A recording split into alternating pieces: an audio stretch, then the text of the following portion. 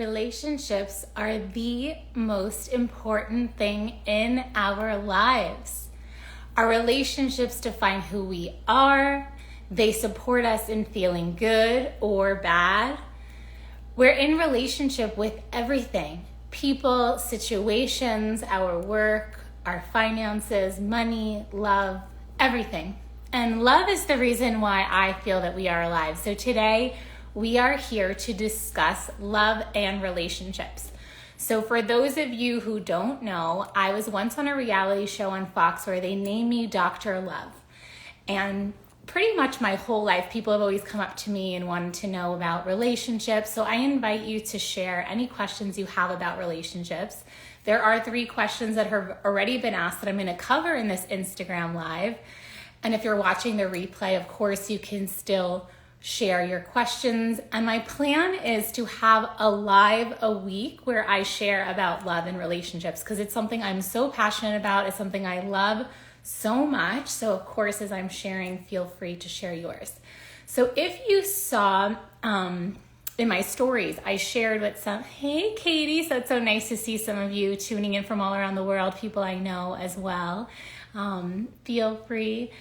So some people says, my relationships need serious work, serious change. Yeah, so sometimes a lot of people struggle with relationships because, we can't help but love. And I want to talk about that today because really the foundation of all relationships is the relationship with ourselves, and it's about healing past wounds and traumas. So the first question that was asked was, a guy said, I am in my garage making my dreams become a reality, and I lost a good woman doing that. Another question we're going to cover today is, what do I do when insecurities come up in the relationship? So that I need more clarification, but I can speak a little bit around that. And then another one was a woman asked what to do when she finds herself getting upset that her partner likes other women's photos. So we're touching upon a whole bunch of different topics around relationships. So like I said, feel free to ask your questions. So let's start with the last one. Let's start with the question around, it's connected to jealousy and possessiveness. If your partner likes another person's picture and it makes you angry or upset. So firstly, check in with yourself and see where that's coming from. So as you know, 50% of the population is male or female. So the chances of your partner liking another man or woman's picture is going to happen, right? It's very common. And so what within you has a fear, or, what is that feeling? Is it a fear? Is it a fear that they're going to pursue some kind of relationship with that person that could be out of integrity with your relationship? That's one possibility. The second, it's about getting clear with yourself what's happening. Is it jealousy? Jealousy can often come from insecurity. So for example, if it's a woman feeling insecure because her man liked another woman's photo, is it that you're feeling that because you might be comparing yourself and feeling like, is she prettier than me, or does she pose some kind of threat, right? And then the third that you would look at is this idea of possessiveness, like, oh, you are mine, so then you can't like anyone else's photos. So these are 3 potential reasons of why you would feel upset. Of course, there could be a whole bunch of other ones. So the work underneath each of those is different. And sometimes we have karmic reasons why we may feel jealousy or possessiveness, or it could be cultural. So I know from a lot of South American lineages and backgrounds, like I come from that, a lot of the women are known to be, considered more jealous, and it's not part of the culture to really engage with the opposite sex. Let's say, because of course we could be talking about same-sex relationships too. But for the sake of this, for ease of discussion, I'm going to say it in this way. So the fact that you are in that situation of feeling insecure or fearful about your partner liking someone else, it has to do with you. It actually has nothing to do with your partner, especially if there's open and honest communication. So really checking in with yourself and see what do you need to heal within yourself that's not true for you, that's not valid anymore, especially if you don't want to be upset about your partner liking someone else's photos. So check in with yourself, see where the healing needs to be done. And the second thing is, if you have a really open, honest relationship with your partner, you can easily ask them, like, oh, who is that person, right? And I'm sure that they'll just happily share with you who it is, right? But if it's someone that's like a supermodel and they're totally not someone that's, they're going to talk to, in a way, it's kind of sweet. You can even say that you like the photo too if you do, right? So it's like people like beautiful things. People like things that move them, and it doesn't have to be that complicated. And if you have jealousy, then you're going to want to work on feeling more self-confident. If you have possessiveness, you're going to want to look at where the fears are. Is it a fear of infidelity, a fear of being cheated? Is there something that happened to you in your past? You're going to want to heal that. Heal what happened in your past, because just because something happened in the past, it doesn't mean it happens in the future. Or if it happened in your family, it doesn't mean it's going to happen to you. And then as we discussed, and as the first one, kind of that fear of, are they going to create some kind of relationship? You can just ask them, right? And I'm sure they'll share with you a response. So now let's go to a question connected to the masculine, where the man said, okay, I've been working on my mission and my purpose. I'm in the garage, locked up in the garage, and I lost a good woman to that. So in terms of that kind of situation, I do believe that for men, your purpose is very important. Just like for women, love is very important. And for some women, purpose is important. And for some men, love is important too. Of course, it goes both ways. And what I have found time and time again is when you want to be in relationship, you make the time for the people you love in a balanced way, even if it's one day a week. So it's about quality of time over quantity of time. You can easily, if you're a male and you're in your purpose, you can say, hey babe, I have a super busy day today, but I would love to have dinner. Let's have dinner at this time. I have 1 hour that I can spend together, but I want to make it the best hour, right? And then you can also say, I have a super busy week. Let's take Saturday off and we're going to have a great adventure day. This thoughtfulness in saying, hey, I'm busy and I see you and I love you goes a long way in relationships. Same, like if you're a woman that's busy, it's important to communicate with your partner, like, hey love, like this is what's going on, but these are the days that work for me. So it's really about communication. So in terms of this person who left this comment regarding losing his woman over making his dreams happen in his garage, it sounds like you weren't communicating with her at all and you weren't sharing any kind of thoughtfulness, or because it's okay to work on your purpose. It's actually recommended. It's important to make the relationship work for you to be in your purpose as a masculine being. And at the same time, it's important to communicate. And if some men believe, I don't want a woman until I have all my riches and I'm successful and all that. And that's okay if that's your choice. And it's like life is happening now. And that's a lot of love that will be missed out on. So that can be a limiting belief as a man. Like, oh, I need to have an empire before I can have my queen. It's like, no, you can have your queen now and you can have your empire and you can build together. It's really around what you want and your desire and your choices that you make to make that happen. So that's that question. And the third question, and of course, as I'm sharing, feel free to leave your questions. The third question that was asked is around when fears and insecurities come up, what do you do?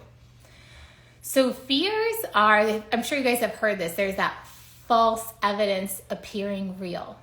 So oftentimes when you might have a fear, it's probably not true. It's made up in your mind. And it could be from past traumas. So it's not that it's just coming out of nowhere. It could be you lived a situation and then you think these negative thoughts that can sabotage your life. And so I feel like that's what this woman was alluding to, that by having insecurities come up in relationship out of nowhere, it sabotages the relationship because you might start a fight. You might suddenly not trust your partner, even if they never gave you a reason not to trust. So in those moments, I feel like self-soothing is really important. So take time for self-care and self-love. Go meditate, especially if you have no evidence for having an insecurity. Like it's just coming up. Because sometimes people are addicted to drama and addicted to create, because they grew up in a household where fighting was love. So they believe that love is connected to like arguing. So subconsciously that's recreated over and over and over again. So you need to decide what kind of relationship you want and make your actions, your thoughts, your behaviors based on that. So even affirmations to really embody the opposite of the insecurity is really powerful. So if you're feeling insecure, you can simply say like, I am safe.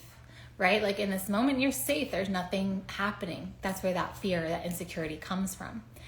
Then in another situation, for example, you can do a self-love practice. You can also go, if you're in a really loving partnership, you can go to your partner and say like, hey, I know this might be like so crazy or not, right? You can fully accept and appreciate that you're having that feeling. Be like, I could be wrong, but this is the thoughts that are crossing my mind. You know, I would love some reassurance. And that's a beautiful relationship where you could be really vulnerable to say like, hey, this is going on. And I would just love your support and I would just love your love. And I am sure that your partner would be so happy to offer that to you. And in moments where you are just having these episodes and your partner's not available for reassurance, and really if you keep doing that over and over, and there's no evidence appearing real for your insecurity, then it's really about going within and allowing yourself to self-soothe and know like, okay, it's okay. These feelings of insecurity are happening. And I choose to do yoga or meditation or go in nature or dance to a song or even just cuddle myself in bed and really love myself and hold space for myself. You can also journal. Journaling is a really great way to work through processes.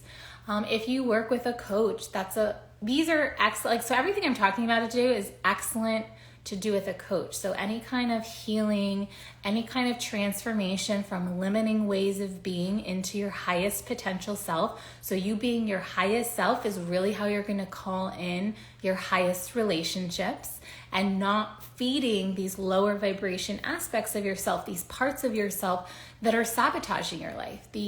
Obviously the woman who asked about what to do when there's insecurities, clearly she knows that it's an insecurity coming from herself and its fears coming from herself, and it may have nothing to do with her partner, right?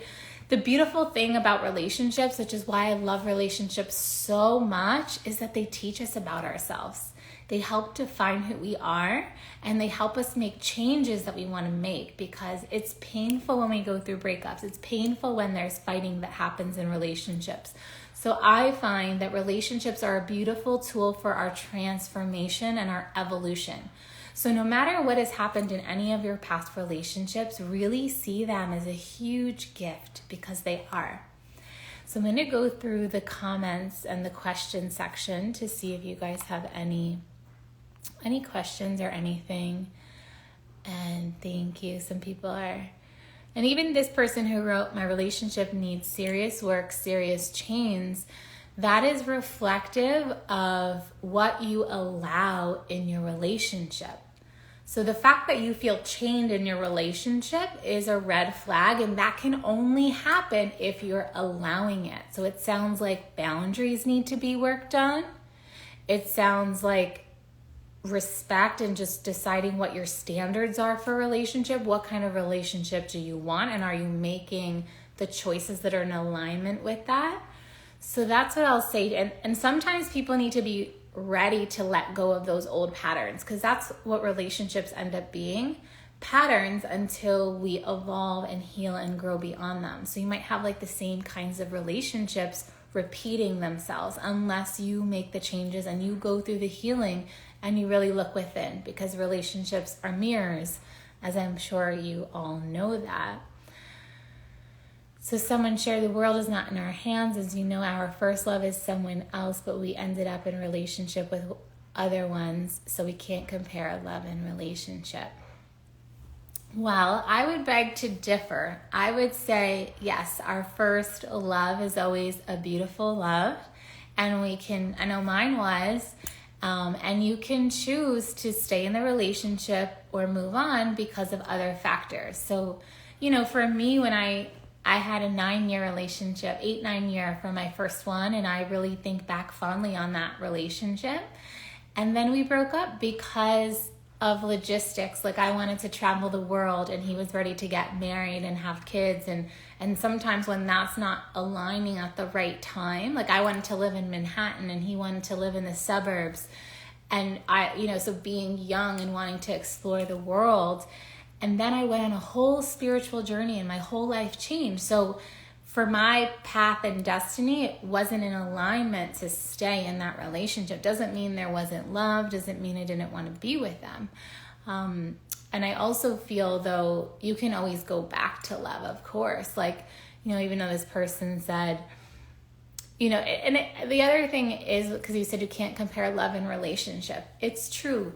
I know that all of my relationships I ever had, I still love all of them. And I think there's some part of me that still loves them, and then doesn't mean I'm choosing to be in relationship with them. So I do feel that it's important to learn discernment, and that's why deciding what kind of relationship you want then will bring in a person that you love and you can be in relationship with. Because I'm sure there's a lot of you out there, and even including me, that you love someone that it's not in your best interest to be in a relationship with them because either you don't have the same goals, your values don't align, whatever it might be. So it's true. Love and relationships are not equal or the same. However, they can go and do go hand in hand often. So let's see. If you go after your love, that is not love. In fact, you can call it lust. So there is a difference between love and lust. And how I like to discern it is connected to our sexual energy. So when you have a strong sexual pull towards someone, this could be more lust rather than love. So we can even think they're connected to different energy centers. Like a lust is more in our pelvic region, and then a love is more in the heart space. So you can see you can discern between love and lust based on the kind of thoughts you have about the person, based on if you also feel this aspect of possessiveness that we talked about. Because when you truly love someone, the truth is you want just what's best for them. So I think that's another litmus test, like a test you can do for yourself to see if you're truly in love with someone or if you are in lust and feeling all these other emotions that are clouded around hormones, essentially, because lust is more connected to our hormones. And really checking in and say, do I fully trust that I want whatever is best for this person? And even if that means not me, right? That's true love. And let's see, any other questions or comments? What do you think about polyamory? I don't think you can get all your needs met by one person. Nervous to bring it up. Don't want to hurt his feelings, but would like to explore. So I love this question because I want to share that there's no right or wrong way to love, and that relationships are based on the rules that you decide. So for example, if you decide in your relationship, I want monogamy, then it's in your best interest to choose someone who wants monogamy. And when you choose monogamy as a path, you're learning certain things. I find that you go deeper within yourself. It's like you can't hide and kind of run away from yourself. When you go deep with one person, you're really kind of going deep within yourself. On the flip side, when it comes to polyamory, I feel that you're working on a lot of the things that we've discussed on this call, such as jealousy and possessiveness, and really learning true love, which is wanting what's best for the person, even if that means someone else. So I find that there are different tools to work on different things. So it sounds like in your relationship, the person who wrote this, that you're wanting to feel other things from other people. Because like you said, you can't have all your needs met by one person. So this gets into what I said is important about defining what you want in your relationship. It's true that your partner may not be all the things. Like, for example, maybe you love to hike and your partner doesn't really like to hike. He likes to go surf and swim in the ocean. So having friends that you can do those things with is one way to manage these needs. So, I've known people who play music and they've often felt like, oh, I want a partner who I can play music with. And then their partner doesn't play music, but they love that person so much and they find that everything else is really compatible that they end up going to just with friends to do jam sessions and play music, right? So I always recommend to people to choose, if you want monogamy, what helps with the needs situation is to choose like your 5 absolutes. Like, I absolutely would like to have these 5 things in my relationship, and then you make choices on a partner based on that. When it comes to polyamory, like this question is asking, it sounds like you may be wanting to explore. I'm curious, actually. My question to this question is, what do you mean, like which needs? So let's say if there's sexual needs, because that's really the only reason why I would imagine you'd want to do polyamory is either you want the experience of many relationships or you have sexual needs from another that are not being met by your partner. And even that, you can also ask your partner, like, hey, can we try this thing? Like, there's so many ways to allow you and your partner to meet each other's needs in a relationship, and it's around communication. So, but I feel like as I'm reading this question though, you're already decided that you want to try polyamory, and that's okay. And I would say just really getting clear on your why. Like, why do you want to do polyamory? What are those needs that are not being met? Can that partner really not satisfy those needs? And if that partner can't satisfy those needs, what you're hoping to experience in another kind of relationship. So I would say just getting vulnerable, first getting clear with yourself, and then having a conversation with your partner. Because it's true, you don't want to hurt feelings. And, you may reconsider if it's a need that a friend could meet. And the other thing to keep in mind is some relationships have unique rules. So for example, there's some relationships that decide, oh, actually for me, you can kiss other people, but you can't have sex. Or some people say, yeah, you can have sex with other people too, but just don't be in relationships. So like I said, so defining why you want to do polyamory and what the need is and seeing how you can work it out within your relationship. But like I said, some people just want to try multiple relationships. And if that's your truth, that's your truth. And if your partner loves you, he will either allow it or he'll love you so much that he'll say, I love you, but it's not for me. And you can have your experience. So yeah, I'd love to explore that more with you. So if you wanted to share some more about that. And I'm glad in the next live to talk more about that. So I'm going to go through more. Wow. Okay. So let's see. So some people are tuning in. Oh, okay. I asked for more cuddles and words of affirmation, but he's German and literally can't do it. It's like asking him to speak an alien language. So firstly, you putting that projection on him of like he can't do it, that limits him and it limits your capacity to receive it. So for example, the other ththing is men, anyone actually really doesn't really like to be told what to do. So I invite you to try, because those things are really easy, I feel, to fix. I know it might not seem like it, but I'm like, oh, that's an easy fix. When it comes to cuddles, for example, I don't know if there's an energy or personality that you can get in that's very cute and cuddly. And if you're in that and you can either, let's say if he's working on his computer or it's the morning and you kind of nuzzle your neck in and you do these kind of cute gestures and have this inviting energy, you might be irresistible not to cuddle. right? It sounds like maybe the way you're going about it to get those cuddles, like you could say, oh, come cuddle me, and do it in the most cutest voice, or be like, let's take a nap, and then automatically in taking the nap, you could cuddle, So I invite you to get creative and experiment in an attractive way. Like, what would be so inviting for him to want to cuddle you?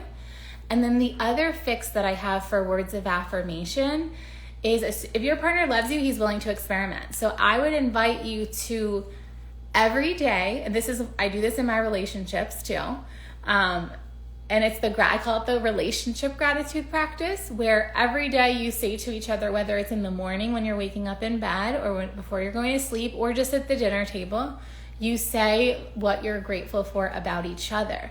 So it's a roundabout way. So you're not saying, hey, tell me you love me, right? You're playing a game. The game is, let's say what we're grateful for about each other, and even if it's just one thing a day. And then you'll start to tell him, like, I'm really grateful when you do this thing. And then he'll do the opposite in return. And so indirectly, you're getting those words of affirmation. So I invite you to try that, and let me know if you're still on this call and on it live, let me know if that resonates with you, because these are super easy fixes. And like I said, if this is the reason why, because of cuddles and words of affirmation, you can also have friends to cuddle with. Okay, so cuddles makes him feel claustrophobic. Yeah, so the other thing is, you can easily have friends, male or female, to cuddle with. And it doesn't have to be your partner, and you can get your cuddle fix. And that doesn't mean you have to have a polyamorous relationship with someone else to cuddle, right? And I know you're a super cuddly woman, so you can cuddle with whomever. And that's what the conversation can be about. Like, listen, I just want to talk about, like, where's the boundary in our relationship, and I just want to make sure it's okay for me to cuddle with other people. Like, I know it makes you feel claustrophobic, and that's like a need for me in life, to feel good and to feel happy, because cuddles release serotonin and oxytocin. They make us feel happy. So I totally understand why you have that desire, and good for you, because I love cuddling. I too could not imagine not cuddling in my relationship. And actually, I had a partner who, he didn't like to cuddle in the night, but we would often take naps or cuddle in the morning, and it kind of made, because he would get super hot at night, and it was a way to like have like but he loved to cuddle when we would nap, right? So it's like finding the way to do it. And if he really can't meet that need, then just be like, hey, I'm gonna just cuddle over here, and no kissing, I won't have sex, but is it okay if I cuddle? Because I know you don't like it. And so just having that conversation. So I think there's a few more steps to take before polyamory, unless you just want polyamory. So it's an opportunity to check in with yourself, and it's an opportunity for better communication in your partnership. So beautiful. This was so fun. I love talking about love and relationships and intimacy and all the good stuff. So I invite you, even if you're watching the replay, to leave your questions for next time. And I'll see you again soon. And yeah, any questions you have, send me. I answer them in my stories. I answer them here. It's fun. It gives me an opportunity to share what you guys actually want to hear about. So sending you all so much love. You're welcome. I'm happy that this worked out for you. Sending you love and wishing you a beautiful day.